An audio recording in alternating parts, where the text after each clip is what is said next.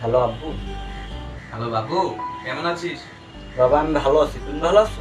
শরীর ভালো, কিন্তু তোকে খুব মনে পড়ে রে। বাদ দে, তোর কি খবর বল। আমিও ভালো আছি। বাবা একটা নাম্বার দিচ্ছি, লিখো। কিসের নাম্বার খোকা? বাবা আমি স্যালারি পেয়েছি, পুরো 1 লাখ টাকা। আলহামদুলিল্লাহ। বাবা একটা কথা বলি। এতদিন পরে ফোন করেছিস, মাত্র একটা কথাই বলবি? বাবা তুমি তো বলেছিলে পিতৃঋণ কখনো শোধ হয় না। গত 21 বছরে তুমি আমার পিছনে যত টাকা খরচ করেছো, তুমি কি জানো আমি তোমার সেই টাকা আগামী 5 বছরের মধ্যে ফিরিয়ে দিতে পারবো।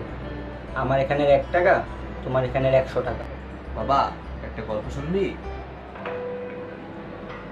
বলো বাবা, শুনবো। বাবা, তোর যখন 7 বছর বয়স তখন আমি বেতন পাই মাত্র 3,000 টাকা। 1200 টাকা ঘর ভাড়া দিয়ে বাকি 800 টাকা চলতো সংসার। আমি আমার সাধ্যের মধ্যে সবসময় চেষ্টা করেছি তোর মাকে সুখী করতে। তোকে যেবার প্রথম স্কুলে ভর্তি করালাম, সেবারই প্রথম আমরা আমাদের ম্যারেজ যেটা পালন করতে পারিনি। ভেবেছিলাম তোর মাকে একটা রিং গিফট করব, কিছু দিতে পারি। তুই যখন কলেজে উঠলি তখন আমাদের অবস্থা মোটামুটি ভালো, কিন্তু আমার ট্রান্সফার যখন নারায়ণগঞ্জ হয়ে গিয়েছিল তখন খুব কষ্ট লাগছিল।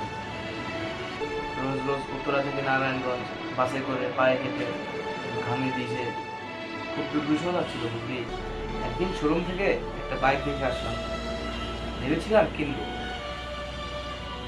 কিন্তু পরের দিনই তুই বায়না ধরলি উত্তরা থেকে বনানে যেতে, ভার্সিটি করতে তোর খুব কষ্ট হয়। তোর কষ্টে আমার কষ্ট হয় বাবা। আমি তোকে বাইকটা কিনে দিয়েছিলাম।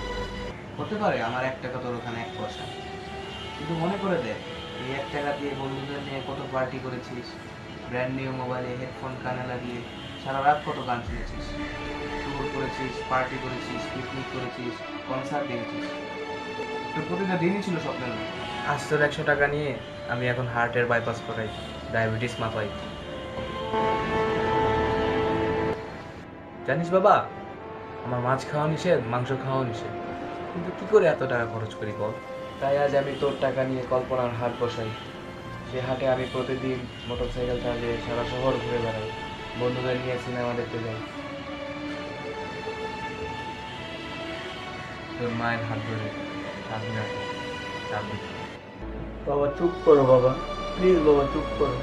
বাবা আমি তোমার কাছে চলে আসবো, টাকা নয় তোমার ভালোবাসা আমি তোমাকে ফিরিয়ে দেবো বাবা। হ্যাঁ বলেছে, বাবাদের ভালোবাসা কি কখনো ফিরিয়ে দেওয়া যায়?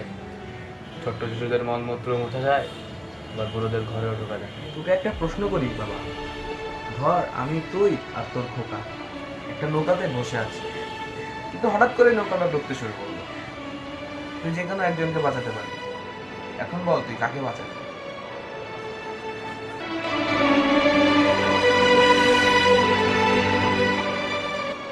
আচ্ছা বাবা, উত্তর দিতে হবে না। ছেলেরা বাবা হয়, বাবারা কখনো ছেলে হতে পারে না।